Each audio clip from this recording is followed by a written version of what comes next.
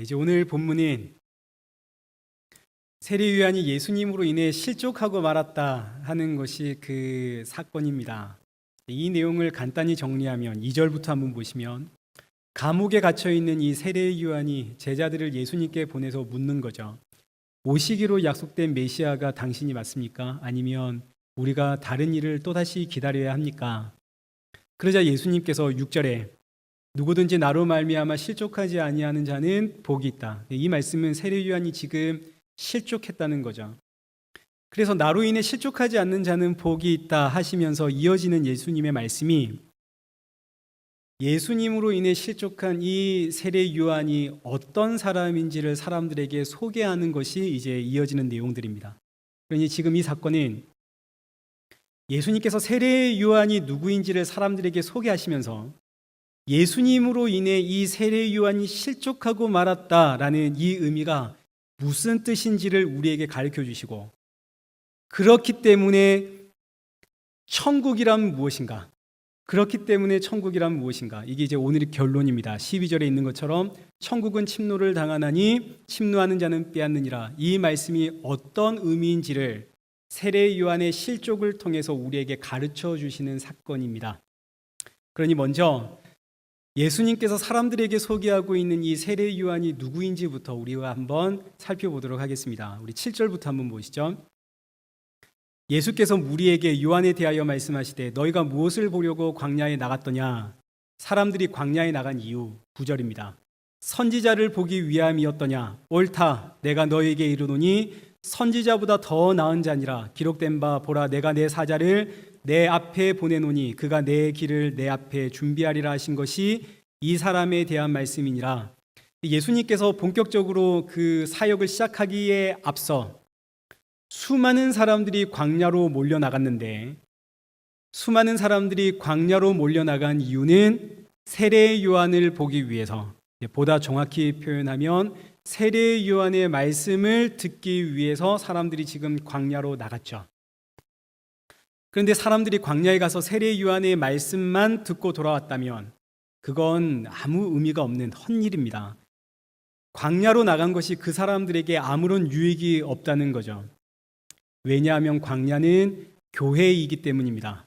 최초의 교회가 광야 교회, 들어보셨죠? 이스라엘 백성들이 출애굽해서 홍해를 건너고 광야로 나갔을 때에 그 광야 40년의 시간을 성경은 광야 교회다 이렇게 표현하고 있습니다. 광야는 곧 교회를 상징하는 단어입니다. 우리 사도행전 7장 37절 한번 보시죠. 이스라엘 자손에 대하여 하나님이 너희 형제 가운데에 나와 같은 선지자를 세우리라 하던 자가 곧 이 모세라. 시내 산에서 말하던 그 천사와 우리 조상들과 함께 광야 교회에 있었고 또 살아있는 말씀을 받아 우리에게 주던 자가 이 사람이라. 그러니 이스라엘 백성들이 모세와 함께 광야에서 보냈던 시간을 교회라고 표현을 하고 있습니다. 광야는 교회를 뜻합니다. 그래서 지금 사람들이 광야로 나갔다는 의미는 사람들이 교회에 모였다는 이야기입니다. 교회에 모인 이유가 뭐라고요? 오늘 본문 9절에서는 사람들이 교회로 모인 이유는 선지자를 보기 위해, 선지자의 그 말씀을 듣기 위해 교회로 나갔다는 거죠. 자, 오늘 여러분들이 교회에 나오셨습니다. 여러분 교회 왜 오셨습니까? 저 보러 오셨습니까? 저를 통해서 저의 이야기 들으려고 오셨나요? 아니죠. 말씀 들으러 온 건 맞습니다. 그런데 무슨 말씀 들으려고 오셨습니까? 생명의 말씀 들으려고 오셨죠. 생명의 말씀은 뭔가요? 예수 그리스도가 생명의 말씀입니다. 자, 우리 초대 교회를 이제 다시 생각해 보겠습니다. 초대 광야 교회, 최초의 광야 교회. 왜 성경이 광야를 교회라고 표현하고 있는가? 광야에는 아무것도 없죠. 마실 물도 없고 먹을 양식도 없는 곳이 광야입니다. 그런데 왜 이 광야를 교회라고 할까요? 그 이유는 광야는 먹을 것이 아무것도 없는데 하늘에서 생명의 양식인 만나가 내립니다. 그래서 광야는 하늘에서 내려온 그 생명의 양식, 그 하늘의 떡, 만나를 먹는 곳이기 때문에 광야를 교회라고 표현합니다. 그럼 하늘에서 내려온 떡, 이 생명의 양식, 만나, 이건 누구를 상징하나요? 요한복음 6장 51절. 나는 하늘에서 내려온 살아있는 떡이니 사람이 이 떡을 먹으면 영생하리라. 내가 줄 떡은 곧 세상의 생명을 위한 내 살이니라. 그러니 광야는 하늘에서 내려온 떡, 예수님을 만나서 예수님의 살을 먹는 곳이 광야이기 때문에 광야를 교회라고 하는 거죠. 또 광야엔 마실 물이 없습니다. 그런데 반석에서 생명의 물이 터져 나오죠. 그럼 반석에서 터져 나오는 이 생명의 물은 또 누구를 이야기하는 건가요? 고린도전서 10장 4절. 다 같은 신령한 음료를 신령한 반석으로부터 마셨으니 이 반석은 곧 그리스도라. 광야에서 반석에서 터져 나오는 신령한 음료, 예수님의 피를 마시는 곳이 광야이기 때문에 광야를 교회라고 표현을 하는 겁니다. 그래서 우리가 교회를 간다는 말은, 광야, 교회를 간다는 말은 누구를 만나기 위해서? 예수님 만나기 위해서. 예수님의 살과 피를 먹고 마셔야만 내가 삽니다. 나를 살리시는 그 예수님 만나기 위해, 그 예수님의 살과 피를 먹기 위해 가는 곳이 교회입니다. 오늘 저와 여러분 교회에 왜 오셨나요? 저 보러 오셨습니까? 아니죠. 제가 전달하는 이야기 들으러 오셨나요? 아닙니다. 너와 나를 구원하신 그 예수님 만나러 오신 겁니다. 그 예수님의 이야기 들으려고, 그 예수님의 살과 피를 먹고 마시려고 오늘 우리는 교회에 나왔죠.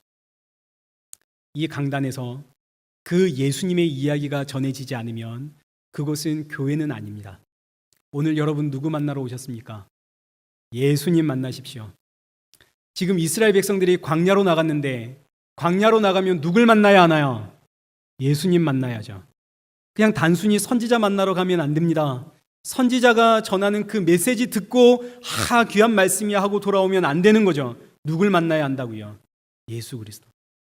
그래서 예수님께서 지금 하시는 말씀이 너희 광야에 왜 나갔니? 너희가 지금 선지자를 만나러 나갔지. 그런데 그 선지자 세례 요한은 10절 메시아의 길을 준비하기 위해 보냄을 받은 사자이다. 좀 쉽게 이야기하면 그 선지자 세례 요한은 메시아를 증거하는 자다, 이런 이야기입니다. 그러니 너희 광야에 누굴 만나러 나갔니? 선지자를 만나러 나갔지. 그러면 그 선지자가 증거하고 있는 메시아를 담고 와야 하는 거 아니니? 메시아를 만나야 되는 거 아니니? 지금 이 이야기입니다. 또 이걸 좀 달리 표현하면 세례 요한은 광야에서 지금 누구를 먼저 만났다는 이야기인가요? 세례 요한은 광야에서 예수님을 먼저 만났다는 이야기죠. 예수님, 메시아를 만났기 때문에 세례 요한은 광야에서 메시아를 증거하고 있습니다. 회개하라, 천국이 가까웠느니라. 메시아가 오셨습니다. 이거 증거하고 있는 거죠. 요한복음 1장 29절 한번 보십시오. 광야에서 요한이 예수께서 자기에게 나아오심을 보고 이르되 보라, 세상 죄를 지고 가는 하나님의 어린 양이로다. 예수 그리스도가 바로 메시아입니다. 지금 세례 요한이 증거를 하고 있는 겁니다. 33절. 나도 그를 알지 못하였으나, 세례 요한이 예수님이 메시아인 걸 몰랐습니다. 그러나 나를 보내어 물로 세례를 베풀라 하신 이가, 하나님이 나에게 말씀하시되 성령이 내려서 그 누구 위에든지 머무는 것을 보거든 그가 곧 성령으로 세례를 베푸시는 이 그 메시아인 줄 알라 하셨기에 내가 보고 그가 하나님의 아들이심을 증언하였노라. 세례 요한이 먼저 하나님의 말씀을 들었습니다. 그 다음에 성령이 예수님 머리 위에 임하는 것을 보았습니다. 그래서 이 세례 요한이 예수님이 하나님의 아들 메시아이구나, 이걸 확인했다 이거죠. 뿐만 아니라 세례 요한이 예수님께 세례를 베풀자 마태복음 3장 16절에서 예수께서 세례를 받으시고 곧 물에서 올라오실새 하늘이 열리고 하나님의 성령이 비둘기같이 내려 자기 위에 임하심을 보시더니 하늘로부터 소리가 있어 말씀하시되 이는 내 사랑하는 아들이요 내 기뻐하는 자라 하시니라. 세례 요한은 예수님이 하나님의 아들 메시아라는 사실을 세 가지를 통해서 확인을 받았습니다. 첫째는 하나님의 계시를 통해서 하나님이 직접 말씀을 하셨죠. 둘째는 성령이 예수님 머리 위에 임하는 것을 통해서 확인을 했습니다. 그리고 셋째는 예수님께 세례를 주었더니 하늘이 열리고 하늘에서 울리는 음성, 이는 내 사랑하는 아들이요 내 기뻐하는 자다, 이 음성을 통해서 확인을 했습니다. 세례 요한이 세 가지를 통해서 확인했다는 말은 3이라는 숫자가 완전한 수죠. 우리가 잘 알듯이 완전한 수. 세례 요한은 예수님이 메시아라는 것을 완전하게 보았다, 이런 뜻입니다. 더 이상 증거가 필요 없을 만큼 완전하게 예수님이 메시아라는 사실을 받았다, 이런 뜻입니다. 자, 그래서 이제 이어지는 본문 11절 한번 보시죠. 내가 진실로 너희에게 말하노니 여자가 낳은 자 중에 세례 요한보다 큰 이가 일어남이 없도다. 그러나 천국에서는 극히 작은 자라도 그보다 크니라. 이게 지금 무슨 말이겠습니까? 여자가 낳은 자 중에 세례 요한보다 큰 사람이 없답니다. 그런데 천국에 가면 극히 작은 자라도 세례 요한보다 크다네요. 아니, 이 땅에서 여자가 낳은 자 중에 세례 요한보다 큰 자가 없으면 천국 가서도 세례 요한이 제일 커야 되는 거 아닙니까? 근데 왜 천국에 가면 세례 요한이 가장 작나요?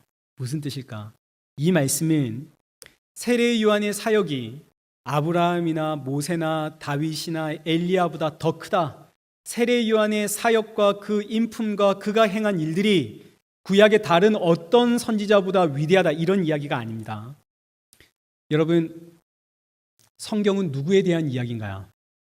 예수님에 대한 이야기죠. 우리 요한복음 5장 39절. 너희가 성경에서 영생을 얻는 줄 생각하고 성경을 연구하거니와 이 성경은 곧 누구에 대해 증언하고 있다고요? 예수 그리스도. 누가복음 24장 44절에서도 모세의 율법과 선지자의 글과 시편이 전부 누구에 대한 이야기인가요? 예수님에 대한 이야기요. 구약의 모든 율법과 모든 선지자의 글은 전부 예수님에 대한 이야기입니다. 그런데 이 모든 율법과 이 모든 글을 쓴 구약의 선지자들이 예수님 보았나요? 못 보았나요? 이들은 예수님을 못 보았죠. 히브리서 11장 보시면 히브리서 11장은 믿음의 장이라고 그래서 믿음의 조상들의 이야기가 쭉 이어져 나오는데 그 훌륭한 믿음의 조상들, 선지자의 이야기를 쭉 나열을 하면서 39절, 이 사람들은 다 믿음으로 말미암아 증거는 받았지만 약속된 것은 받지 못하였느니라. 그러니 구약의 선지자들은 메시아에 대한 약속만 받았지 메시아는 보지를 못했습니다. 오시기로 약속된 그 메시아의 영이 그 선지자들에게 임하여 메시아를 증거는 했지만 그 메시아를 눈으로 보지는 못했죠. 그런데 구약의 마지막 선지자 세례 요한, 이 세례 요한은 지금 누구를 보았나요? 예수님을 보았죠. 메시아를 보았습니다. 그것도 더 이상의 증거가 필요 없을 만큼 너무나 확실한 증거를 통해서 메시아를 보았습니다. 그래서 세례 요한은 이 땅에 여자가 낳은 자 중에 가장 큰 자입니다. 그는 약속된 메시아를 보았거든요. 구약의 그 누구도 메시아를 보지를 못했습니다. 세례 요한만 예수님을 보았습니다. 그런데 이 세례 요한이 왜 천국에 가면 가장 작은 자가 되어집니까? 천국의 가장 작은 자가 왜 세례 요한보다 큰 자가 되나요? 그 이유는 세례 요한이 지금 십자가는 보지를 못했습니다. 십자가에서 완성된 예수님의 구원을 보지를 못했죠. 이 세례 요한은 감옥에 지금 갇혀 있습니다. 예수님께서 십자가에서 죽으시는 거 세례 요한은 보지를 못했습니다. 그러나 천국에 있는 성도들은 알죠. 십자가의 완성을 알죠. 천국은 오직 예수 그리스도의 십자가의 보혈을 통해서만 가는 곳이기 때문에 천국에 있는 성도들은 예수님이 어떻게 우리를 구원하실 것인지, 예수님이 다 이루신 그 십자가가 무엇을 의미하는지 천국 백성들은 다 압니다. 그래서 지금 이 세례 요한은 이 땅에서 구원자이신, 그동안 구약의 선지자들이 그토록 보기를 원했던 그 메시아를 세례 요한은 직접 보았지만, 그러나 이 세례 요한은 이 메시아가 어떻게 우리를 구원하시는지 그 십자가는 아직 보지를 못했습니다. 천국에 있는 자들은 예수님의 십자가의 구원을 알죠. 완성된 구원, 완성된 십자가. 그래서 천국에 있는 가장 작은 자도 세례 요한보다는 크다는 이야기입니다. 그래서 크냐 작냐 이 의미는 천국에 무슨 차별이 있다 이런 이야기가 아니라 예수님을 중심으로 두고 하는 비유입니다. 왜 세례 요한이 이 땅에서 가장 크냐? 그는 메시아를 보았다. 근데 천국에서는 왜 가장 작냐? 십자가를 보지 못했다. 이런 이야기지. 천국에 무슨 차별이 있다 없다 이런 이야기가 아닙니다. 자, 지금 예수님께서 이렇게 세례 요한을 사람들 앞에서 소개를 했습니다. 세례 요한은 메시아를 보았고 메시아를 증거한 사람입니다. 그것도 너무나 확실하게 하나님으로부터 계시를 받았고 성령의 그 역사를 보았고 하늘의 음성을 들었습니다. 너무나 확실하게 메시아를 알았습니다. 자, 그런데 이제 다시 본문 2절 보시죠. 이 세례 요한이, 이렇게 확실한 증거를 받은 세례 요한이 옥에서 그리스도께서 하신 일을 듣고 제자를 보내 예수님께 하는 말이, 오실 그 메시아가 당신이 맞습니까? 우리가 다른 일을 기다려야 합니까? 하고 실족하고 말았습니다. 세례 요한이 왜 실족했을까요? 왜 세례 요한이 갑자기 예수님이 정말 메시아인가 하고 의심을 하게 되었을까요? 그 이유는 2절에 기록된 것처럼 그리스도께서 하신 그 일을 듣고, 감옥에서 예수님께서 하신 일들을 들어보니까 아니, 저 사람이 정말 메시아 맞아? 하고 의심이 들었다는 이야기입니다. 구약의 모든 선지자들이 메시아를 예언하고 있습니다.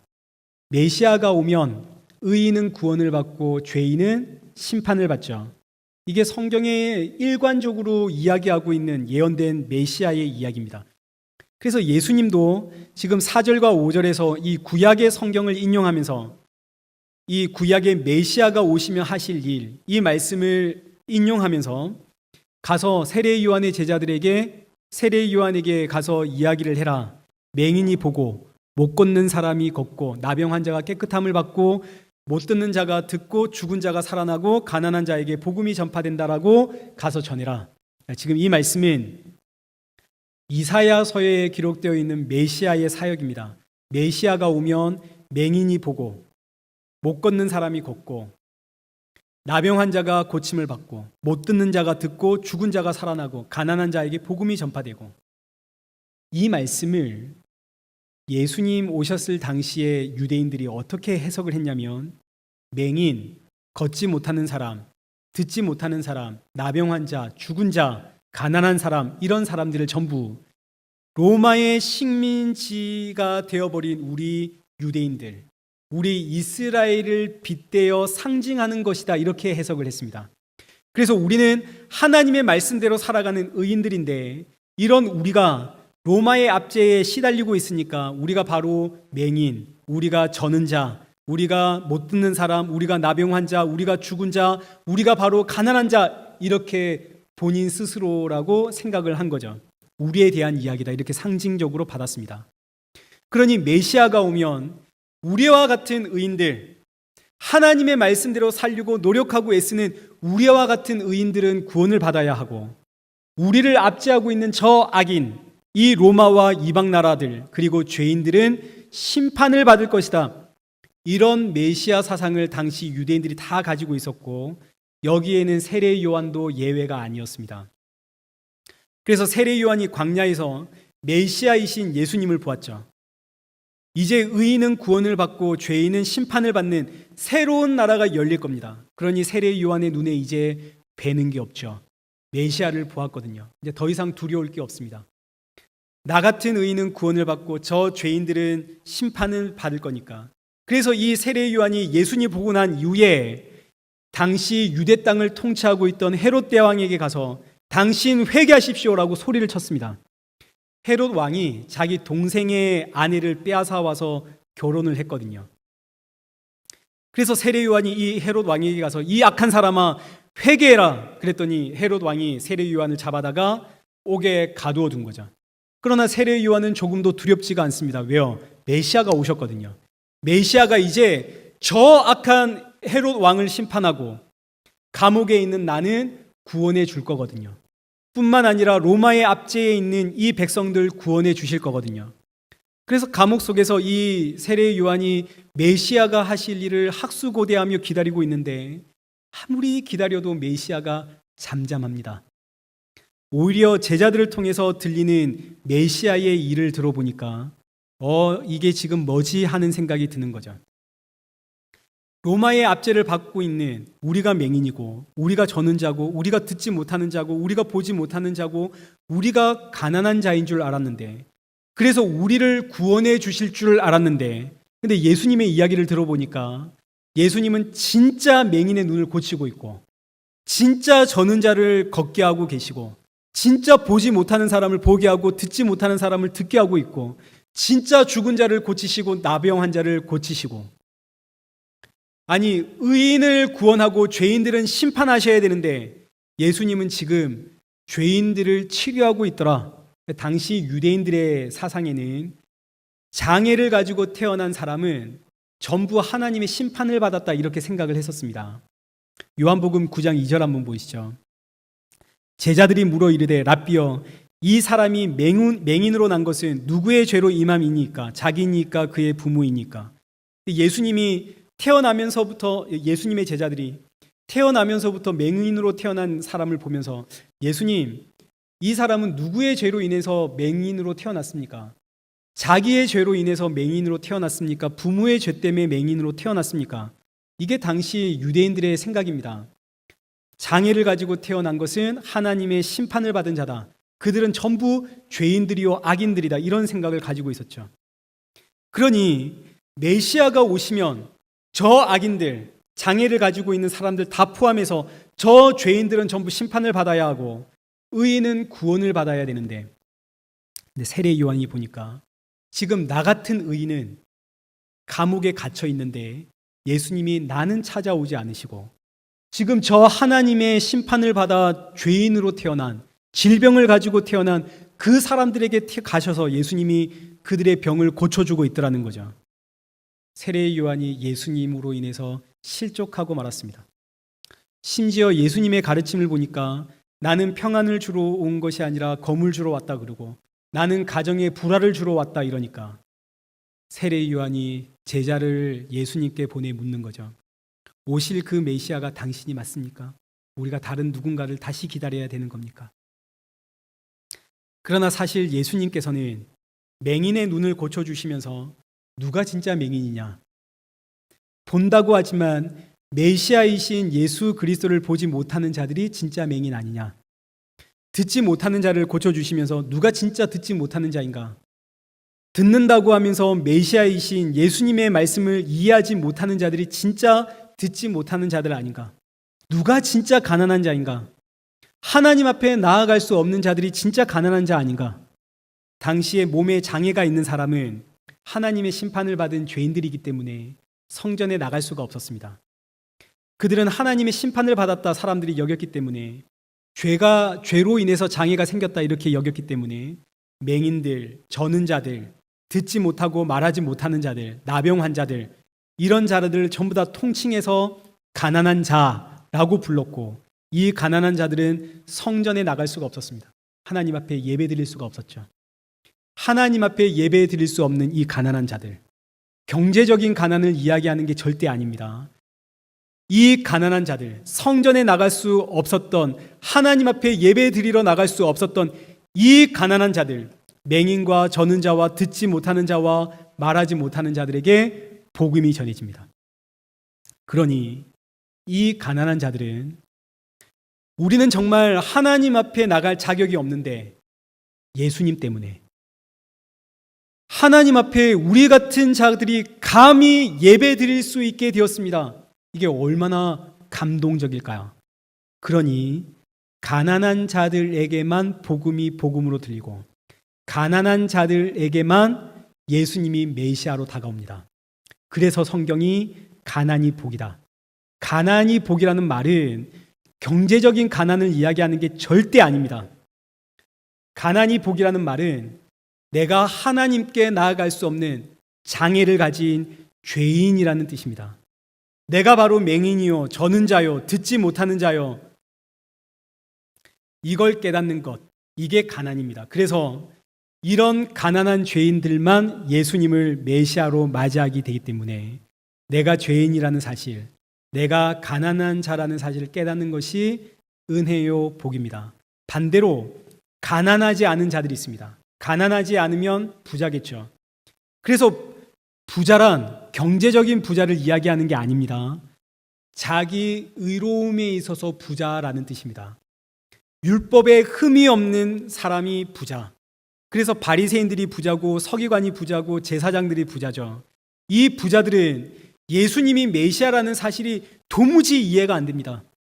메시아는 의인을 구원해 주셔야 되는데, 로마 제국에서 우리를 독립시켜 주셔야 되는데, 예수님을 보니까 죄인들과 어울려 놀고 있거든요. 맹인들과 어울리고, 저는 자와 어울리고, 세리와 어울리고, 창기들과 어울리고. 세례 요한도 그래서 예수님을 이해할 수가 없는 겁니다. 왜요? 세례 요한은 부자거든요. 그는 의인입니다. 헤롯 왕에게 당신 악하다고 그 악함을 지적하고 있고, 온 이스라엘을 향해 회개하라 선포하고 있는 세례 요한은 의인이거든요. 의인에게는 누가 필요 없나요? 예수님이 필요 없죠. 그래서 예수님이 하시는 말씀이 6절, 누구든지 나로 말미암아 실족하지 아니하는 자는 복이 있도다. 세례 요한은 실족하고 말았죠. 왜요? 예수님은 내가 생각한 메시아가 아니거든요. 가난한 자만 실족하지 않습니다. 가난한 자는 예수님이라는 존재 그 자체가 나에게 복이거든요. 나는 예배 드릴 수가 없는 존재였습니다. 그런데 예수님으로 인해 예배 드릴 수 있는 존재가 되었고, 예수님으로 인해 하나님 앞에 설 수 있는 존재가 되었습니다. 그래서 가난한 자는 예수님이라는 존재 자체가 나에게 복입니다. 여러분, 가난한 자가 되셔야 됩니다. 경제적 가난을 이야기하는 게 아닙니다. 하나님 앞에 설 자격이 없는 죄인이라는 사실을 알아라는 이야기죠. 근데 지금 이 성경이 세례 요한이 실족하고 말았다라는 이유를, 그 의미를 굳이 기록하고 있는 이유는, 세례 요한은 구약의 마지막 선지자이고 동시에 세례 요한은 여자가 낳은 자 중에 가장 큰 자이니까, 이 말의 의미는 세례 요한은 구약이 낳은, 여인이 낳은 모든 인류의 대표다, 이런 뜻입니다. 세례 요한은 모든 사람들의 대표입니다. 구약 시대의 모든 사람의 대표가 세례 요한인데, 이 세례 요한이 예수님 앞에 실족하고 말았다는 말은 예수님 앞에서 실족 안 할 사람은 이 땅에 아무도 없다, 이런 이야기입니다. 이 땅에서 예수님이 메시아라는 사실을 세례 요한만큼 확실하게 가진 사람이 없습니다. 그런데 그 세례 요한조차 예수님 앞에 실족하고 말았다는 의미는, 이 땅에 살아가고 있는 모든 사람은 다 예수님 앞에 실족하게 되어 있다, 이런 이야기입니다. 우리는 다 예수님 앞에 실족하게끔 되어져 있습니다. 예수님으로 인해서 실족했다, 이 말의 의미는, 우리말로 실족이라는 말은 넘어졌다, 발을 헛디뎠다, 이런 뜻입니다. 예수님으로 인해 실족했다는 말은 예수님 때문에 내가 넘어지고 말았다. 우리말로는 그렇게 표현이 되겠지만, 성경에서 실족이라는 단어는 단순히 예수님 때문에 내가 넘어졌습니다, 이런 의미가 아닙니다. 성경에서는 실족이라는 단어가 어떻게 쓰이냐면, 이건 우리가 성경책을 직접 한번 살펴보면 좋은데, 마태복음 26장 31절을 한번 찾아가 보십시오. 성경책이 없으신 분은 기록해 두었다가 집에서 한번 확인해 보시면 좋습니다. 제가 여기도 한번 써놓기는 했습니다. 우리 31절 한번 보시죠. 그때 예수께서 제자들에게 이르시되 오늘 밤 너희가 다 나를 버리리라. 지금 예수님께서 바리새인들에 잡혀 십자가에 죽으시기 전날 밤 이 제자들에게 하시는 이야기입니다. 오늘 밤 너희가 다 나를 버리리라. 여기 버리리라라는 이 단어 앞에 숫자가 2라고 붙어가지고 성경 하단을 보시면 각 주에 버리리라라는 그 의미를 이렇게 기록하고 있죠. 나를 인하여 실족하리라. 성경에 보면 분명하게 기록되어 있습니다. 33절도 보시죠. 베드로가 대답하여 이르되 모두 주를 버릴지라도 나는 결코 버리지 않겠나이다. 여기서도 모두 주를 버릴지라도, 이 단어 앞에 3, 성경 하단에 보시면 헬라어 원 의미는 실족할지라도, 베드로가 대답하여 이르되 모두 실족할지라도, 모두 주를 버릴지라도 나는 결코 버리지 않겠습니다. 나는 결코 버리지 않겠다는 여기에도 4, 성경 하단에 보면 헬라어의 원 의미는 실족하지 않겠습니다. 그러니 성경에서 실족이라고 하는 말의 의미는, 그 원 의미는 버렸다라는 뜻입니다. 예수님으로 인해 실족했습니다. 이 말은 내가 예수님을 버렸다라는 뜻입니다.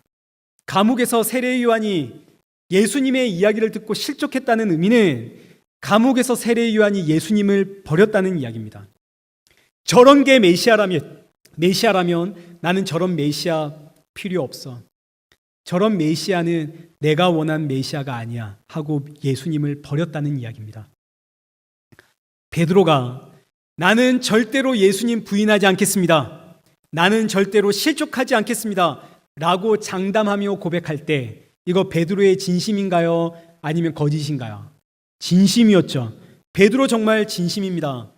그러나 그날 밤 베드로 어떻게 했나요?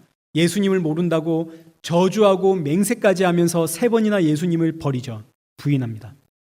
예수님의 십자가 앞에서 도망가지 않고 버티고 있던 제자 있던가요? 없죠. 한 사람도 없죠. 전부 다 도망갔습니다. 다른 말로 모두 다 실족했죠. 오늘 저와 여러분은 어떻습니까? 오늘 우리는 예수님 때문에 실족하지 않습니까? 나는 절대로 예수님 버리지 않습니다 라고 장담할 수 있나요? 우리는 전부 베드로와 같습니다. 지금 나의 심정으로는 나는 절대 예수님 버리지 않습니다. 나는 정말 예수님 사랑합니다. 이렇게 고백은 하겠지만 그러나 우리는 돌아서면 여러분의 모습을 한번 보십시오. 어제 토요일 온정일 예수님과 동행하셨습니까? 어제 하루 내 삶에 예수님이 계시던가요? 언제 예수님이 나와 함께 하시던가요? 이럴 때 우리는 예수님과 함께 하죠. 밥 먹을 때 씻기도 하면서 하루 3번. 하루 성경 한번 봐야겠다 할 때 1번. 급한 일이 있어서 나 기도 한번 해야지라고 할 때 1번. 그거 제외하고 언제 내 삶에 예수님이 계시던가요? 언제? 지난주에 제 아들이 목욕을 하고 나오더니 갑자기 저에게 와서 아빠, 나는 죄인이라는 사실이 틀림없나 봐. 그래서 제가 아니 너 어떻게 그런 생각을 다 했니? 그랬더니 이 아들이 하는 말이 내가 분명히 목욕하러 들어갈 때는 무서워서 예수님 생각하며 목욕을 해야지 라고 목욕을 했는데 어느새 게임 생각만 하고 있더라 이러는 거죠 저에게. 그래서 제가 제 아들에게 아들아 아빠도 너와 똑같다 그랬습니다. 우리는 늘 예수님 버리고 살아가죠. 죄 지을 때 예수님 버립니다. 마음속에 분노가 터져 나올 때 우리는 예수님 버리죠. 내가 이 말 꼭 해야겠다 싶으면 우리 예수님 버리죠. 내 작은 이익 앞에서 예수님 버리죠. 내 자존심 상하면 예수님 버립니다. 우리가 언제 예수님 안 버리고 단 하루라도 살아본 적이 있습니까? 24시간 예수님 생각하는 시간보다 나를 위한 시간, 나를 위해 투자하는 시간이 훨씬 많습니다. 그러니 세례 요한도 실족했고 예수님의 제자들도 실족했고 오늘 저와 여러분도 실족하며 살아가죠. 다른 말로 세례 요한도 예수님을 버렸고 제자들도 예수님을 버렸고 저와 여러분도 예수님을 버리며 살아갑니다. 여러분 이게 정상입니다. 사람들 중에 이 땅에 살아가는 사람들 중에 아무리 믿음이 좋다 한들 단 한 사람이라도 실족하지 않는 사람이 있다면 예수님께서 십자가에 죽으실 이유가 전혀 없습니다. 사람은 늘 실족을 합니다. 늘 하나님 버리고 예수님을 버리기 때문에 예수님이 십자가에서 죽으셨습니다. 그리고 복음은 여기서부터 시작을 하는 거죠. 제가 늘 몇 번 말씀드렸지만 베드로가 실족했습니다. 예수님을 3번이나 저주하고 맹세하며 버렸습니다. 그런데 보시죠. 이렇게 실족한 베드로, 예수님을 버린 베드로, 고향으로 돌아가 물고기 잡고 있을 때 누가 찾아오시나요? 예수님이 찾아오시죠. 그리고 베드로에게 묻지 않습니까? 요한의 아들 시몬아, 네가 나를 사랑하느냐? 예전과 같았다면 베드로가 예 주님 제가 주를 사랑합니다 이렇게 외쳤을 텐데 이제 베드로 알죠. 실족을 통해서 예수님을 버리고 도망갔다는 이 사실을 통해서 이제 베드로가 압니다. 그래서 베드로가 예수님 앞에 내가 주를 사랑하는 줄 주께서 아십니다. 이 말의 의미는 예수님, 제가 예수님 사랑한다고 백날 첫날 고백해도 제가 주를 사랑한다는 이 사랑은 아무런 의미가 없다는 걸 제가 이제 압니다. 저의 사랑은 나 중심적 사랑입니다.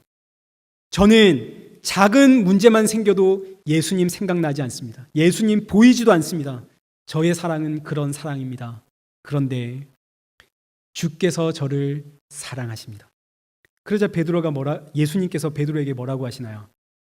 이제 되었다. 가서 내 양을 쳐라. 그럼 이제 베드로가 실족한 사람들에게 가서 뭐라고 전할까요? 예수님을 버린 사람들에게 당신 정신 똑바로 차리고 신앙생활 해야 돼 이러겠습니까? 예수 믿으려면 제대로 믿어야 돼 이렇게 외치겠습니까? 베드로가 그렇게 못하죠. 베드로가 실족한 사람들, 예수님을 버린 사람들에게 찾아가서 여러분, 저도 예수님 모른다고 3번이나 저주하고 맹세까지 했던 사람입니다. 그리고 저는 지금도 여전히 예수님 버리고 살아가고 있는 사람입니다. 그런데 여러분, 내가 예수님 사랑한 것이 아니라 예수님이 나를 사랑하셔서 늘 나를 찾아오십니다. 나는 끊임없이 주를 버리고 살아가는데, 나는 늘 실족하는데 주는 이런 나를 늘 찾아오십니다. 베드로가 이 이야기 전하지 않겠습니까? 이게 바로 천국이 침노한다는 뜻입니다. 세례 요한이 감옥에서 나는 저런 메시아라면 필요 없어, 세례 요한이 예수님을 버렸는데 이런 세례 요한에게 예수님이 찾아가심, 이것이 그 세례 요한의 안으로 천국이 쳐들어가는 이야기입니다. 예수님의 제자 사도 요한도 베드로와 똑같은 경험을 하죠. 십자가에서 예수님 버리고 도망갔죠. 이 사도 요한, 제자 요한이 요한일서 4장 10절에서 이 고백을 하는 거죠. 사랑은 여기 있으니 우리가 하나님 사랑한 것 아니요, 우리가 예수님 사랑한 것 아니요, 예수님이 우리를 사랑하사, 하나님이 우리를 사랑하사 우리 죄를 속하기 위하여 화목제물로 그 아들을 우리에게 보내셨습니다. 이게 오늘 말씀의 결론, 본문 12절, 천국은 침노하는 자의 것이니라, 이 이야기입니다. 우리가 하나님을 사랑한 것 아닙니다. 하나님이 우리를 사랑하셔서 나를 찾아오셨습니다. 내가 예수님 찾아간 것이 아니라 예수님이 나에게 쳐들어오셨습니다. 지금 이 12절의 말씀이 우리가 지금 읽기에는 마치 우리가 천국을 쳐들어가고 우리가 천국을 쟁취하는 이런 이야기처럼 보이지만, 이 문장이, 문법이 중간태라고 해서, 중간태는 주어가 없다는 이야기입니다. 주어가 없습니다. 우리의 이야기가 아니라는 이야기죠. 누가 주어인가요? 주어가 없다는 이야기가 아니라 사실은 예수님이 주어입니다. 그래서 예수님을 주어로 놓고 보시면 천국은 침노를 당합니다. 누구에게? 예수님에게. 세례 요한 이후로는 예수님으로 인해서 천국이 침노를 당하기에 침노하는 자는 누구신가요? 예수 그리스도. 예수님이 빼앗는 자는 거죠. 예수님이 누구를 빼앗나요? 이 땅에서 죄의 종로로 타고 살아가고 있는 자기 백성들을 이 땅에서 빼앗아서 천국에 넣어둔다는 이야기입니다. 사람이 어떻게 천국에 침투해 들어갈 수 있습니까? 사람이 에덴 동산에서 쫓겨날 때, 에덴 동산이 천국의 상징이죠. 에덴 동산, 사람이 들어오지 못하도록 천사가 두루 도는 화영검으로 그 길 지키고 있는데 24시간 자지도 않고 졸지도 않고 천국의 문 앞을 지키고 있는데 사람이 어떻게 그 천사를 무찌르고 그 안에 들어갈 수 있단 말입니까? 천국은 우리가 침노해서 우리가 쟁취하고 그러는 것이 아닙니다. 예수님께 잡혀서 천국에 들어가는 것.